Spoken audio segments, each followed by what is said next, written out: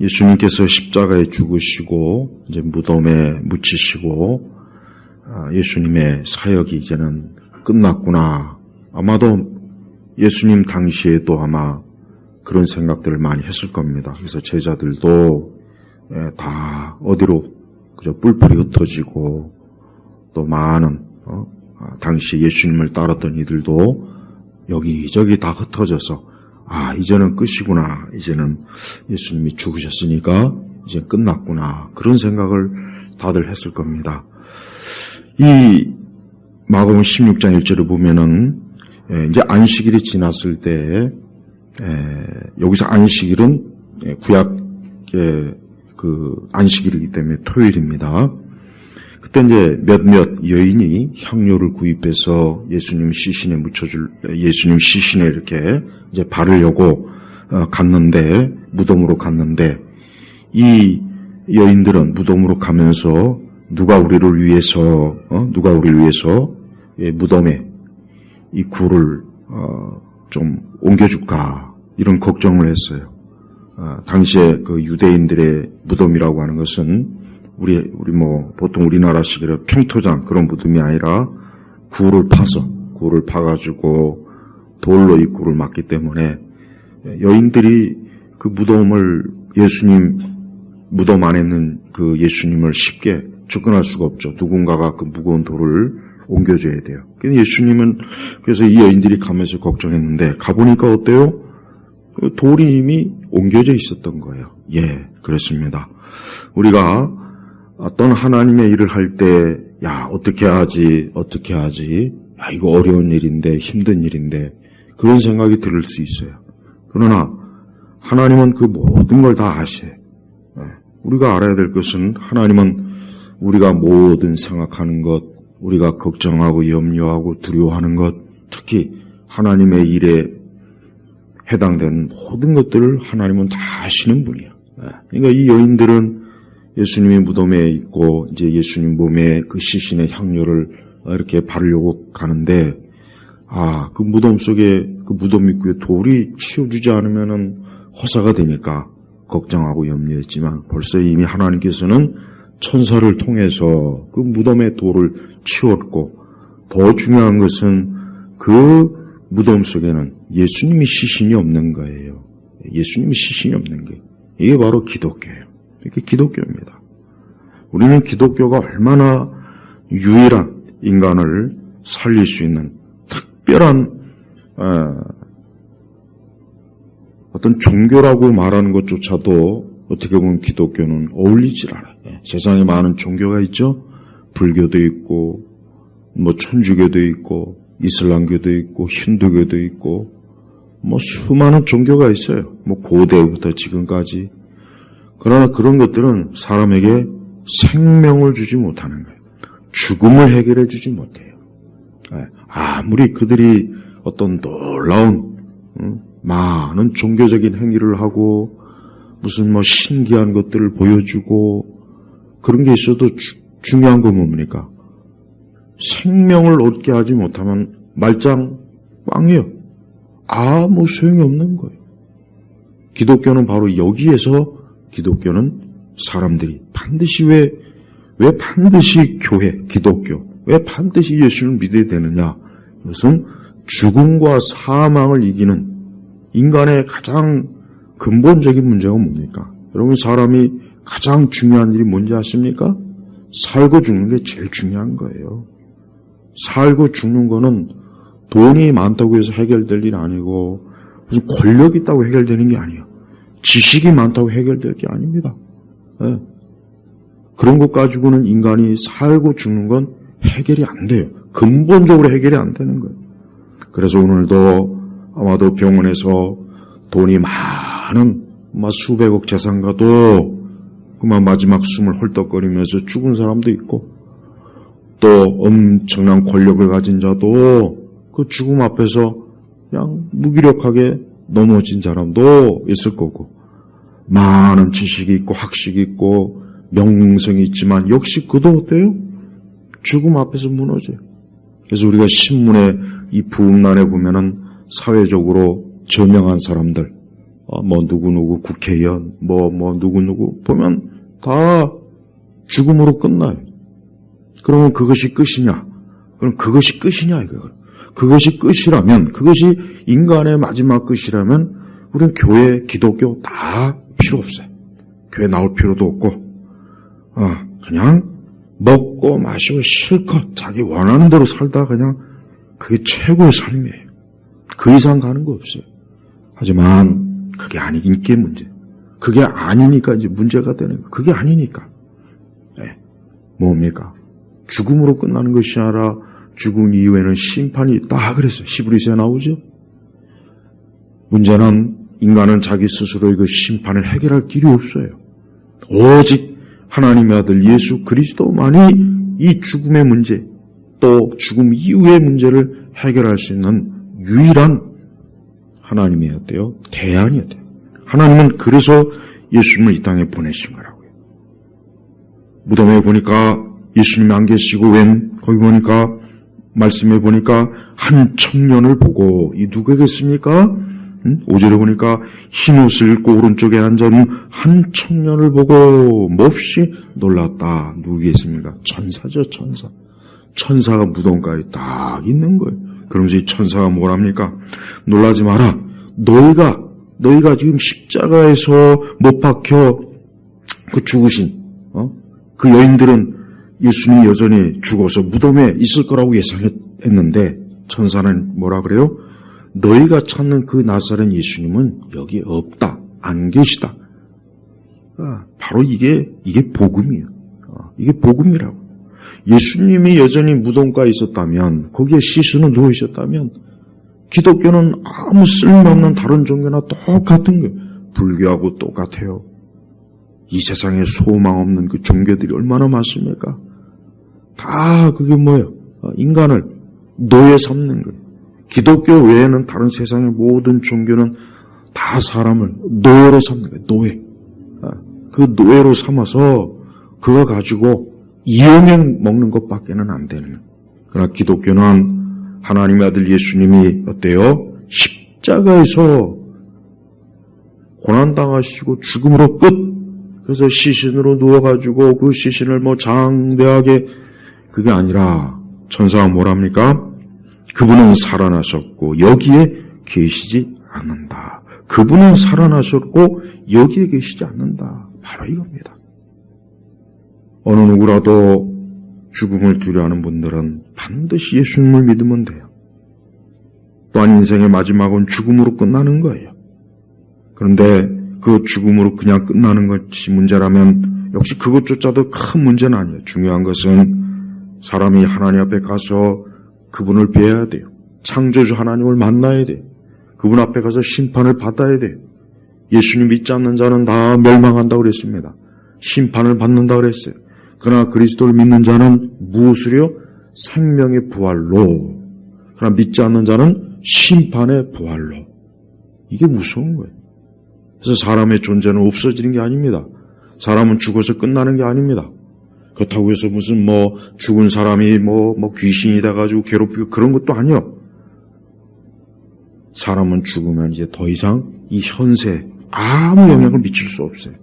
그러니까 무슨 죽은 조상이 왔다, 죽은 누구 왔다, 그거 다 뭐냐? 그건 귀신의 역사라고. 그러니까 우리는 그런 거에 일체 관심 가질 필요가 없어요. 사람은 죽으면 딱 끝이야. 딱 끝나는 거야. 더 이상 죽은 자가 이 세상에 어떤 영향도 미칠 수가 없어요. 왜? 그는 이미 하나님의 심판의 자리에 들어갔기 때문에 그러는 거예요. 예수님은 죽음과 사망을 이기셨어요.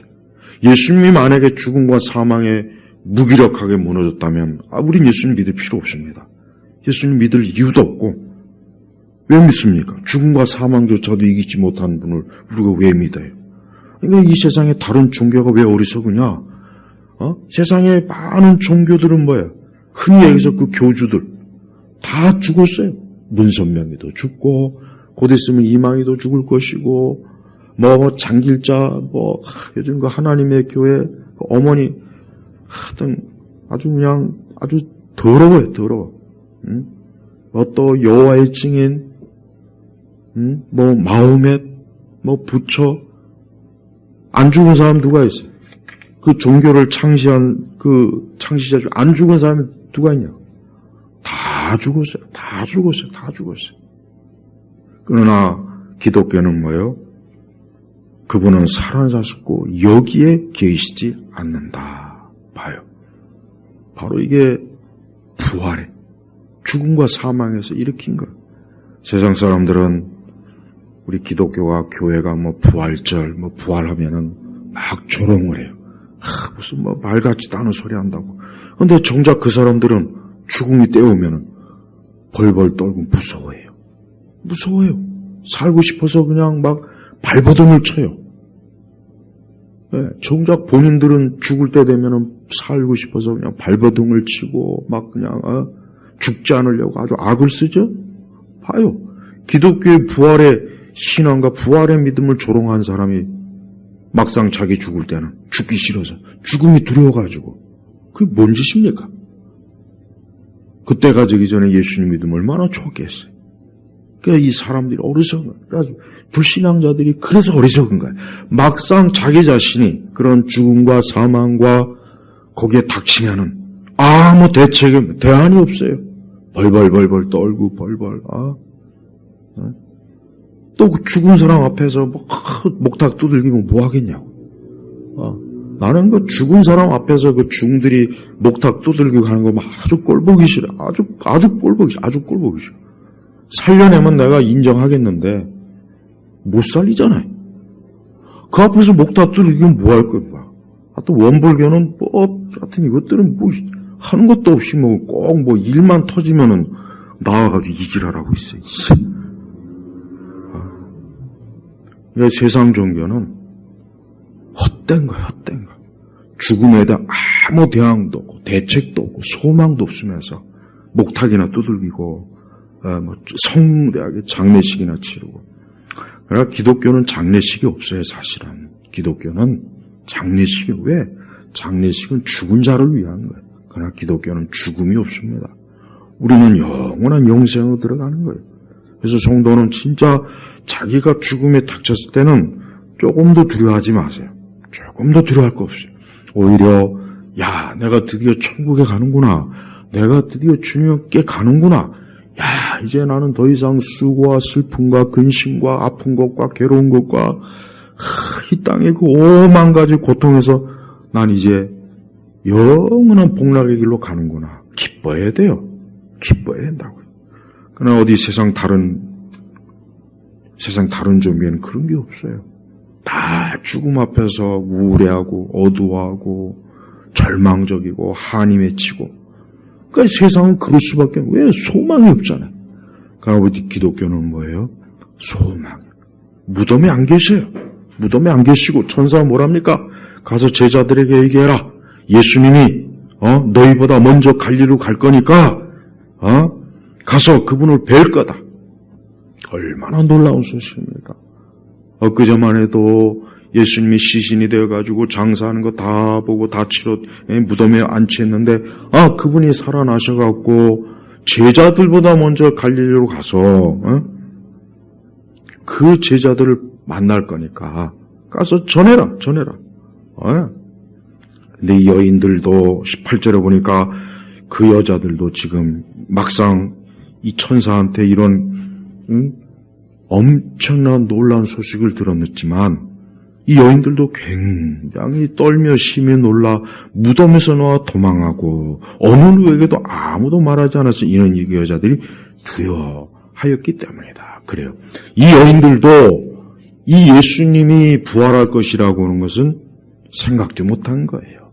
그러니까 우리 예수님이 이제 시신으로 계시니까 우리 예수님이 그냥 시신의 향료를 이렇게 참 해드리자 그런 마음으로 왔지. 설마 예수님이 부활 다시 살아났다는 생각을 어디 뭐 기대했겠습니까? 그런데 그 자리에 천사가 그 소식을 전하니까 진짜 자기들의 봐도 안 계시니까 깜짝 놀라기도 하지만 일단 두려운 거예요. 이게 무슨 일인가? 두려운 겁니다. 그러나 이것은 좋은 거죠. 나쁜 이의 두려움이 아니에요. 예수님이 그러면 계속 무덤가에 있어야 되겠습니까? 아니죠. 그렇다면 진짜 절망입니다. 예수님이 죽음을 이기지 못하고 그냥 허무하게 돌아가셨다면, 죽음을 이기지 못하고 그 시신이 계속 그대로 있었다면 얼마나 그 마음이 비통하지 않겠으며, 그게 더 비통한 거예요. 이 여인들은 아마 지금은 이래겠지만 시간이 지나면 이제 여인들도 나중에 예수님을 봤을 때는 아마 굉장히 기뻐했을 거예요. 놀라워했을 거라고요. 그래요. 여러분, 기독교는 이렇게 생명이에요, 생명. 그래서 사람이 예수님 믿으면 생명을 얻는다는 뜻이 뭐냐? 바로 죽음을 이기는 겁니다. 더 이상 죽음과 사망에서 종노릇하지 않아요. 그리고 무엇보다도 그는 어때요? 영원한 영생으로 그는 영원한 복락이를 이루어요. 그래서 여러분, 믿음 생활을 잘한 사람들, 기도 많이 하고 항상 말씀 가까이 하고 믿음 생활 잘한 분들은, 그분들은 딱 자기가 천국에 들어갈 것도 다 벌써 이미 다 예비하고 준비해. 벌써 주께서 그 마음을 주시는 거예요. 그래서 언제 어느 때 너는 천국에 갈 것이다. 이런 것도 하나님께서 깨닫게 하시는 사람도 많아요.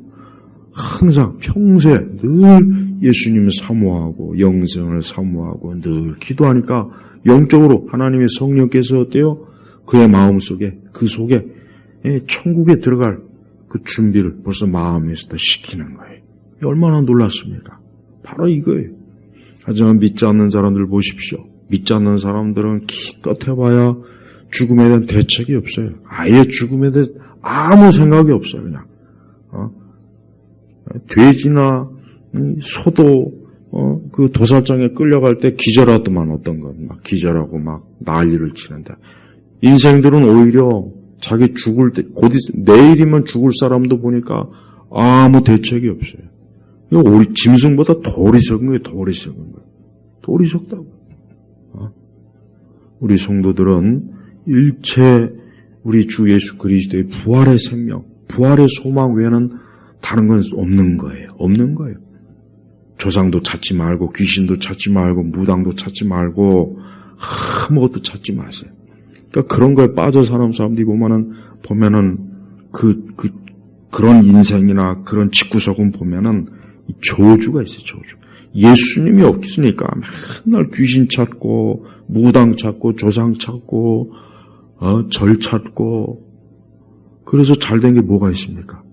하나도 없어요, 하나도 없어요. 그러니까 그런 건 다 죽음이기 때문에 소망이 없는 거예요. 그러니까 기독교면 생명이라고. 기독교는 살아있는 거예요. 여러분, 삶과 죽음의 차이가 얼마나 큽니까? 삶과 죽음의 차이는 이건 보통 큰 게 아니에요. 동식물도, 동물이나 식물도 살아있는 것과 죽은 것의 차이는 엄청나게 커요. 하물며 사람이 살고 죽는 거하고 차이는 이건 보통, 그것도 영원히 그리스도 안에서 영생을 누리는 그 삶이 얼마나 축복이겠습니까? 얼마나 축복이에요. 그래서 이 땅에서 물론 많은 신앙으로 인해서 고생도 하고 환난도 겪고 믿음의 싸움을 싸우느라 많이 지쳐있긴 하지만, 그래도 항상 기도하며 하나님을 예배한 성도들은 그 마지막이 영광스러워요. 아주 영광스럽습니다. 기쁨이 있고 죽음이 전혀 두렵지 않고 영생의 막 그 소망의 기쁨이, 천국의 기쁨이 그냥 벌써 밀려오는 거예요. 얼마나 좋아요. 하지만 믿지 않는 자들은 대책이 없어요. 그러니까 하나님 믿지 않는 사람들의 그 삶을 보면 점점 나이 먹을수록 소망이 없으니까 그냥 더 육에 집착해요.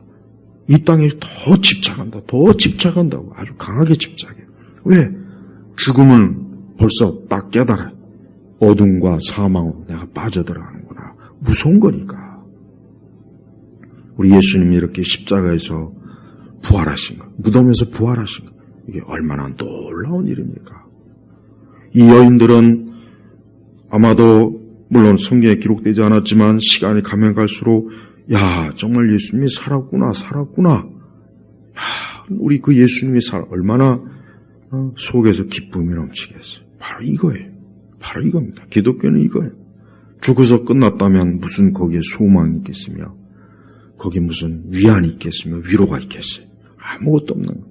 그러니까 우리 성도들은 이 땅에 살면서 죽음이 왔다고 해서 두려워할 필요도 없고, 내가 이 좋은 세상 더 오래 살아야 되는데 그런 아쉬운 생각도 하지 마요. 그런 아쉬운 생각도 하지 말라고. 더 좋은 곳으로 가. 더 좋다기보다 비교할 수 없는 곳이에요. 비교할 수 없는 것. 이런 믿음이 진짜 있는가 없는가 차이가 이 복음을 아느냐, 예수님 믿느냐 없느냐가 거기서 드러난 겁니다. 믿지 않는 사람들의 마음은 세상 외에는 없어요.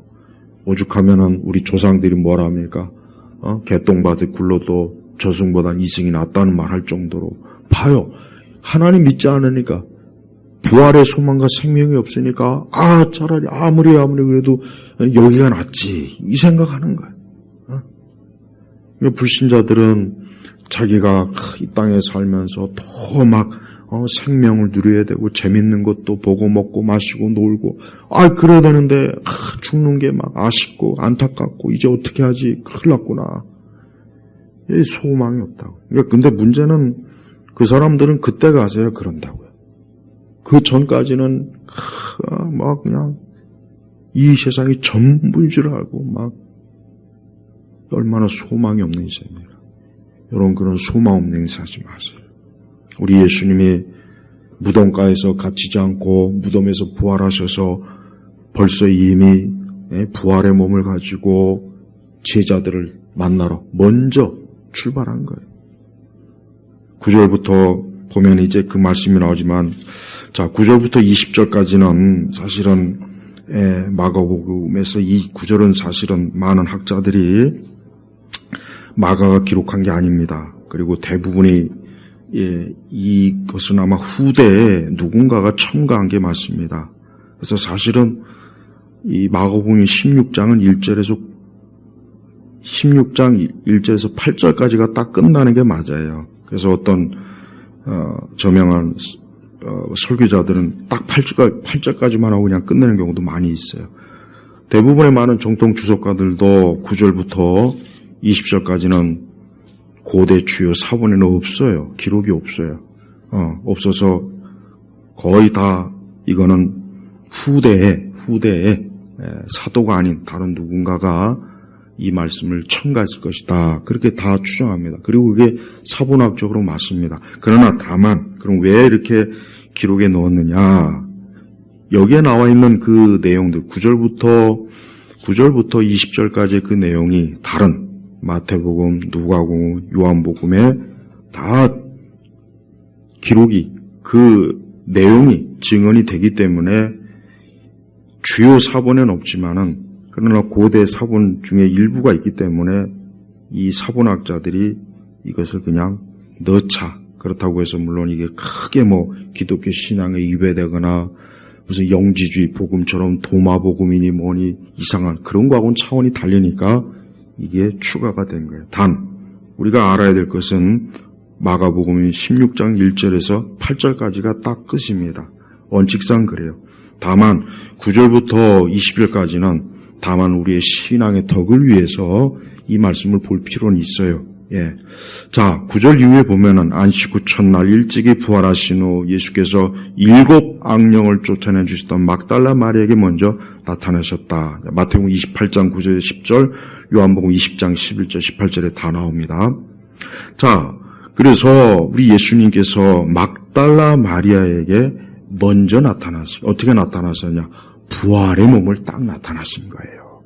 그래서 10절에 보니까 그 여자가 가서 주님과 함께 있었던 자들을 슬퍼하고 울며 있을 때 이 소식을 전해주었으나 그들이 예수께서 살아나셨고 그 여자에게 보이셨다는 말을 듣고서도 믿지 않았다.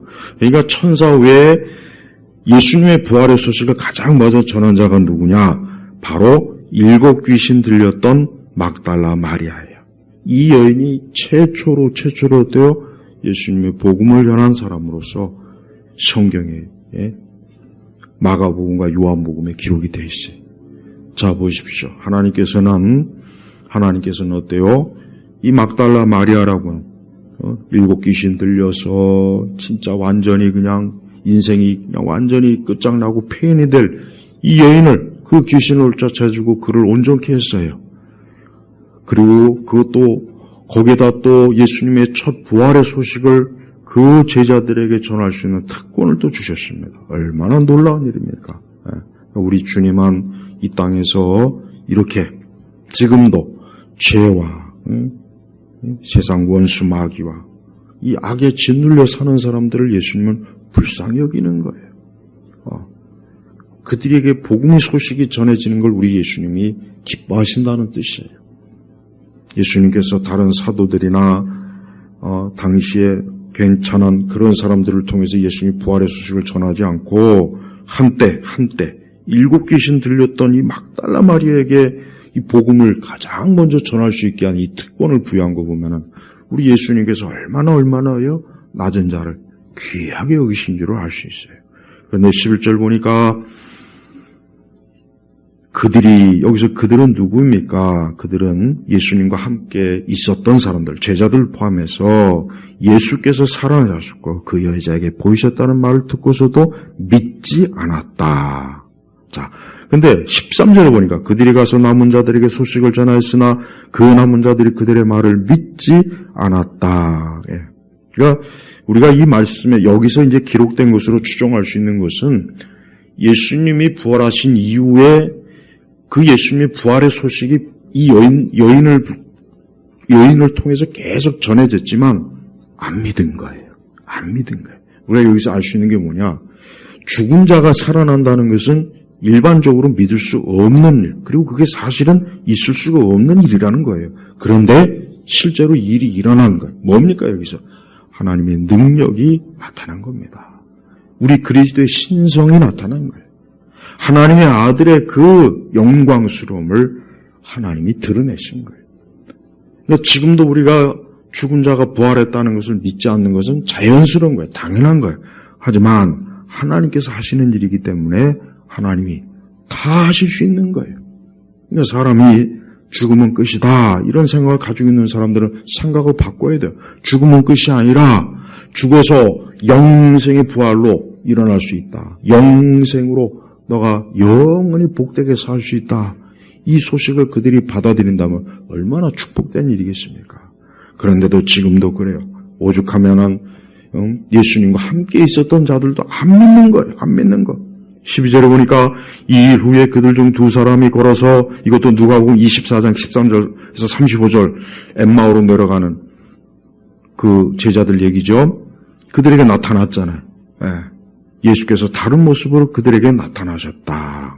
이 2 제자도 누군지는 기록이 안 돼 있지만은 이 제자들도 이제 예수님이 죽었으니까 끝났다. 우리 이제 고향에 내려가서 고기나 잡고 농사나 짓자. 그런데 예수님께서 어때요? 그들 앞에 나타난 거예요. 그들 앞에 나타나서 같이 가면서 구약 성경으로부터 해서 그리스도의 부활에 대해서 딱 얘기하는데 어느 순간 예수님의 모습을 보였잖아요. 그래서 이 제자들이 예수님이 살아났구나. 그래서 다시 예루살렘으로 올라갔죠.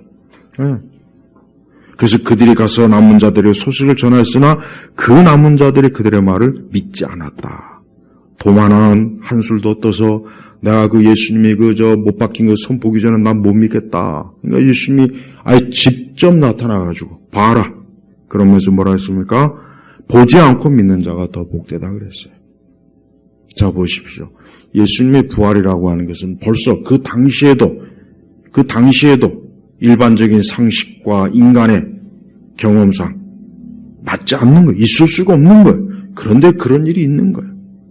그러니까 예수님의 부활에 대해서 초대교회가 거짓말했다, 사기쳤다, 예수님을 사실 죽었는데 살아났다고 거짓으로, 그 말 자체가 성립이 안 돼. 성립이 안 된다고.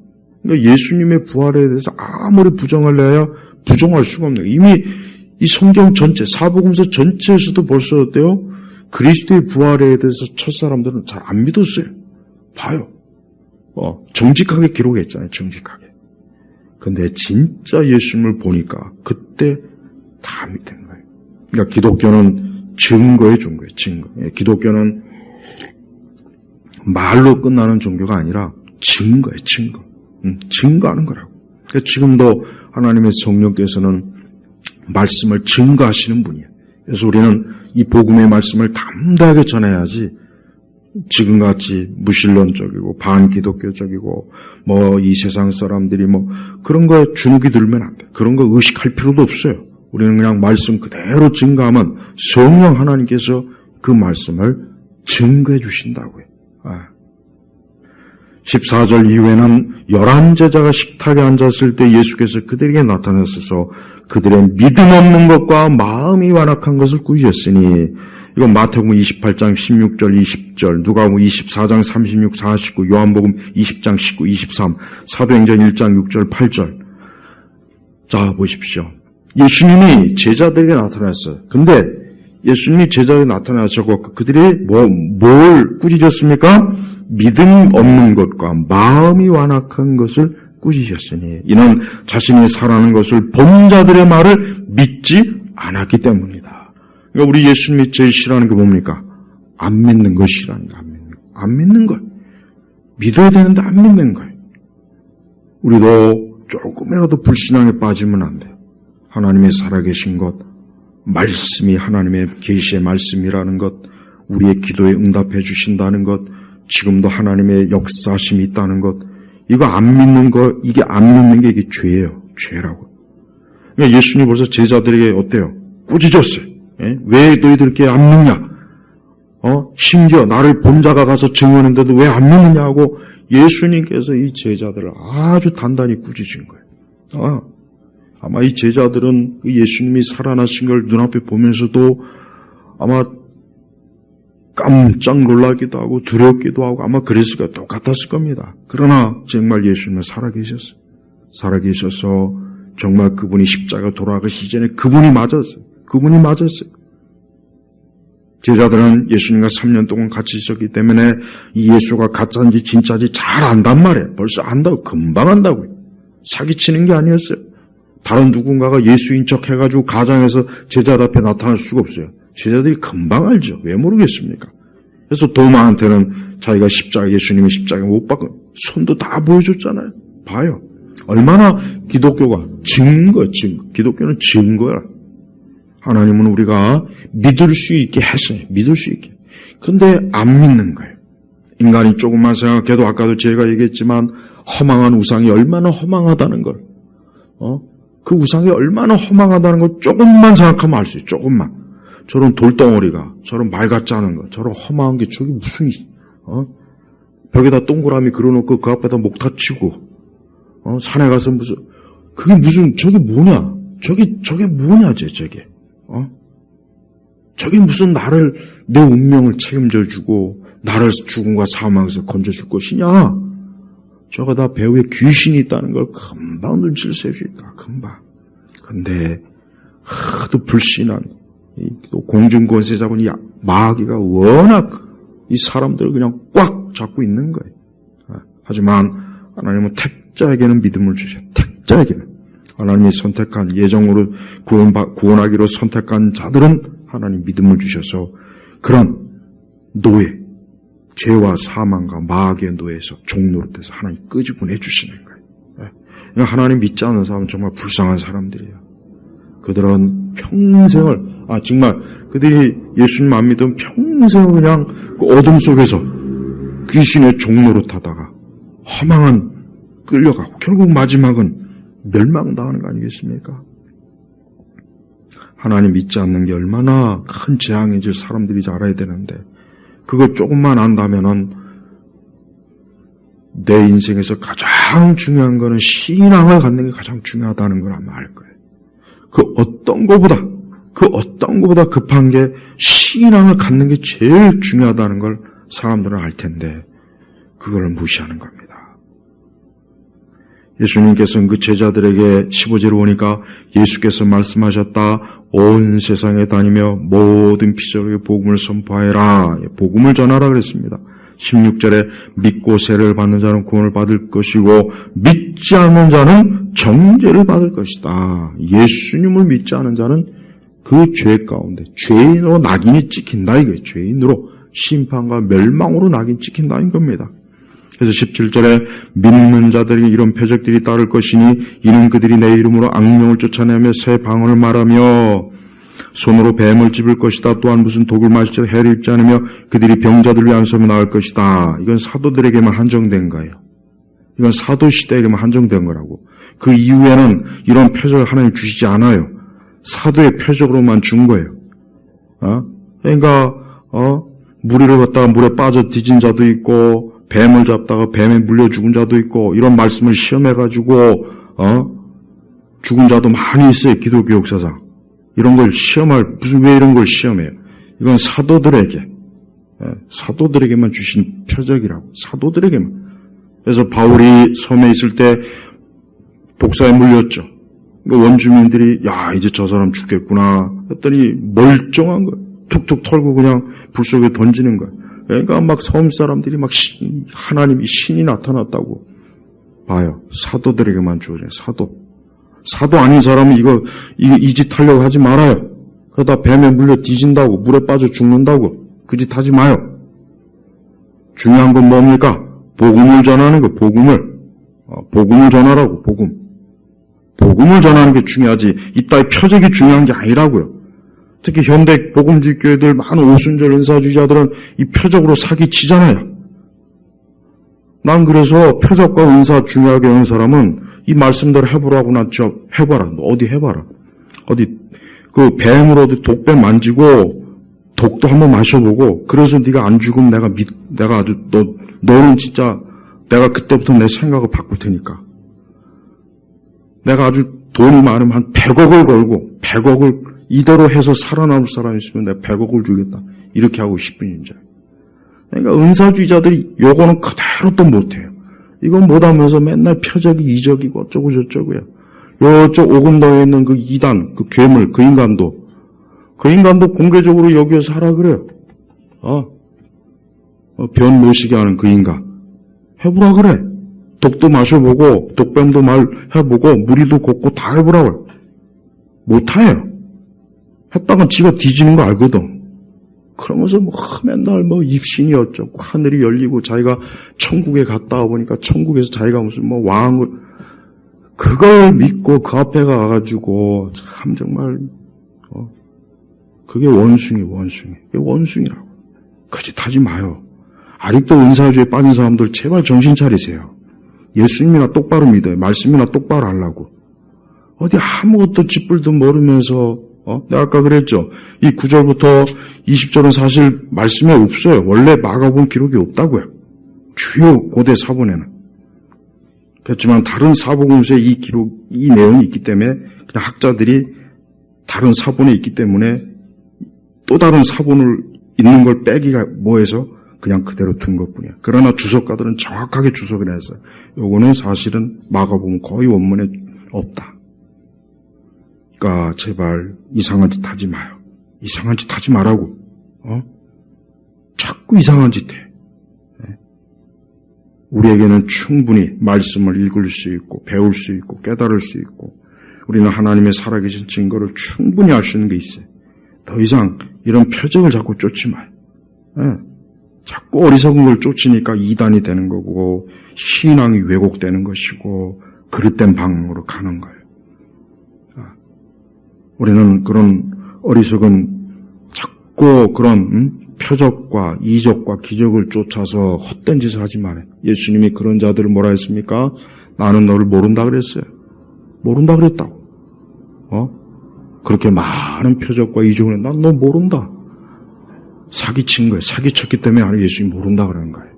네가 내 이름으로 별짓 다 했지만 사실 뭐예요? 영적 사기꾼들이에요. 우리 한국에도 이 영적 사기치는 자들이 너무 많아요. 너무 많아요.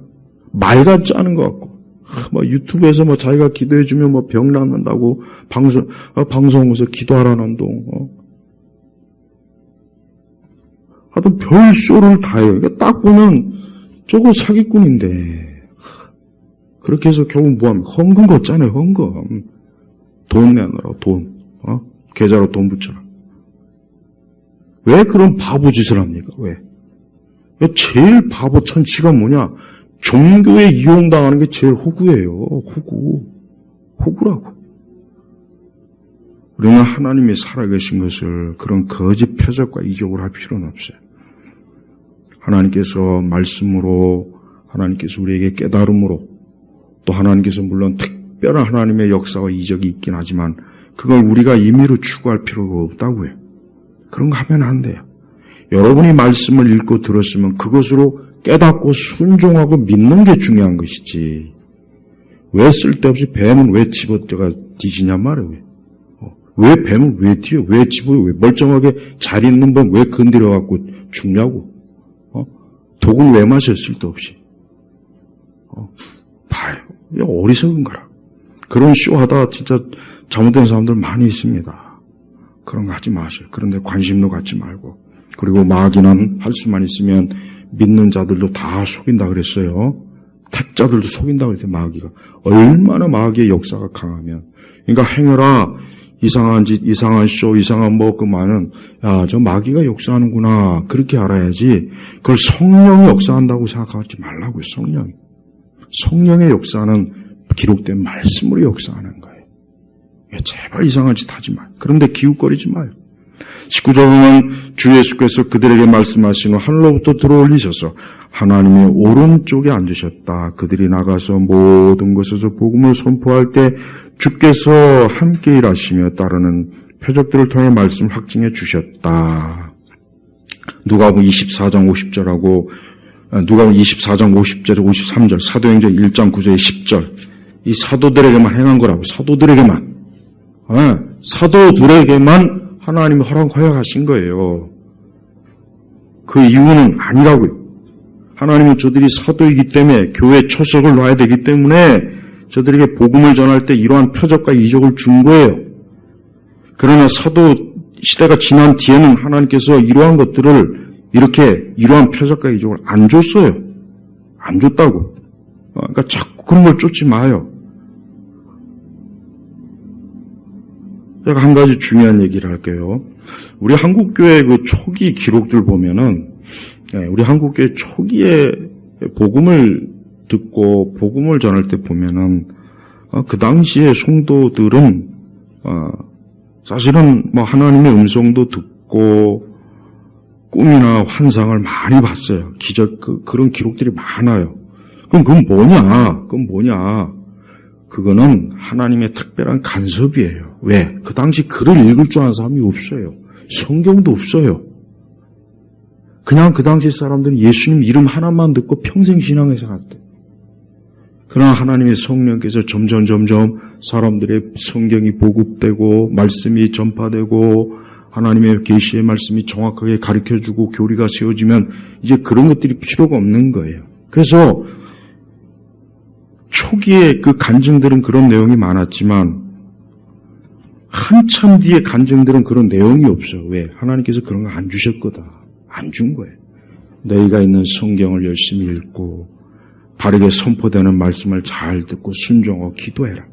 환난이 오면 주님 고난 생각하고 물론 우리가 어떤 일이 있을 때 어려울 때 힘들 때 병들 때 기도하는 건 상관없어요. 그러나 자꾸 표적과 이적을 쫓지는 말란 말이에요. 그런 거 없어도 신앙생활하는 거 아무 문제 없습니다. 그런 게 없어서 신앙생활을 못한다면 하나님이 허용을 하셔요.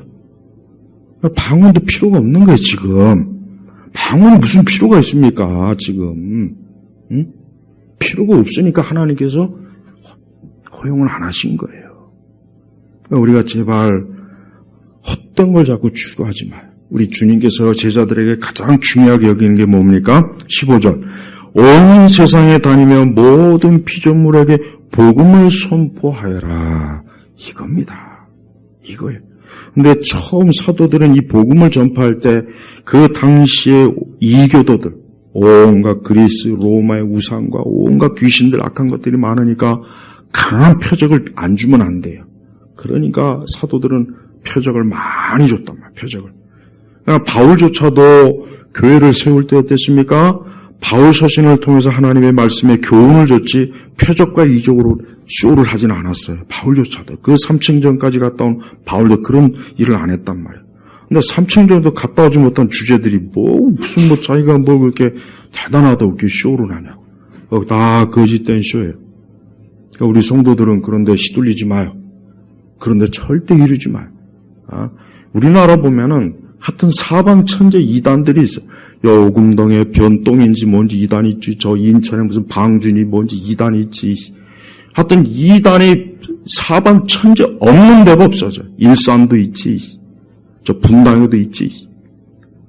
하여튼 없는 데가 없어. 없는 데가 없어. 그리고 사람들은 그런데 또 잘 꼬여요.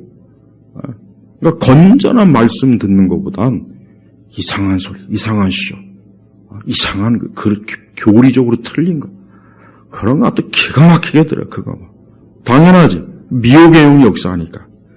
여러분, 이 교회라고 하는 게 하나님의 성령만 역사하는 게 아니에요. 미혹의 영도 얼마나 역사가 심한지 알아야 돼. 미혹의 영이 얼마나 심한데. 예?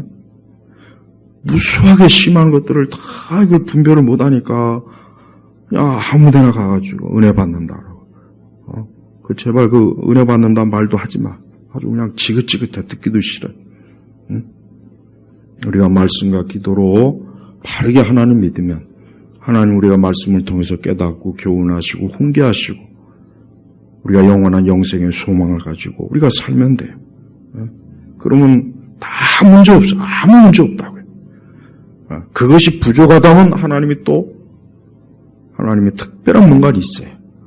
그러니까 자꾸 이상한 거 추구하지 말고 열심히 말씀을 읽고 바른 말씀을 듣고 교리를 배우고 자꾸 이상한 데 빠지지 마요. 이상한 간증에도 빠지지 말고 그릇된 쇼에도 빠지지 말고 자꾸 꿈에 보는 것도 좋은 거 아니야. 환상도 보지 말고 꿈에도 보지 마요. 그런 게 혹시 보여주면 하나님께 기도해. 하나님, 나는 그냥 말씀으로 하나님 그냥 달라고. 이런 건 보여주지 마시고. 그래요. 그게 더 좋은 신앙이라고. 우리가 이 하나님의 거룩한 이 말씀 그리스도의 사역을 자꾸 왜곡되게 하니까 교회가 이상하게 되는 거예요. 그러니까 여러분 제발 이상한 데 기웃거리지 말고 우리 예수님이 부활하시고 승천하셔서 하늘 보좌 우편에서 지금도 우리를 위해서 중보기도 하시고 우리가 이 다음에 주님 만날 것을 주님도 고대하고 우리도 멀지 않아 주님 만날 거예요. 천국에서. 그러니까 우리는 그 사이에 우리가 신앙과 믿음의 싸움과 또 말씀의 순종함, 또 교회를 잘 섬기고 하나님의 우리에게 주신 순전한 신앙을 더럽히지 않도록 항상 주님 앞에 온전한 믿음으로 그렇게 신앙생활을 잘하는 것, 거기에만 초점을 두시라는 거예요. 오늘 우리 예일교회 온 성도들은 오직 그리스도의 이 부활과 승천, 이제 또 우리 예수님의 재림하심, 여기에 마음을 두고 예수님을 사모하는 분 되길 주의 이름으로 축복합니다. 하나님 아버지 감사합니다. 우리 예수님께서 무덤 속에 계속 계셨다면 오늘 이 교회도 없을 것이고 말씀도 없을 것이고 우리도 없었을 텐데 우리 예수님께서 죽음과 사망을 이기시고 이 부활하시니 너무나 감사합니다. 또 하나님 보좌 우편에 앉으셔서 우리를 위해서 계속해서 중보기 대하시니 우리는 그저 평안하고 기쁘고 안심이 됩니다. 우리 예일교회 온 성도들이 그 예수님만을 전적으로 믿으며 인생을 살아나가고 영생에 이르게 하소서. 예수 그리스도의 이름으로 기도 올렸습니다. 아멘.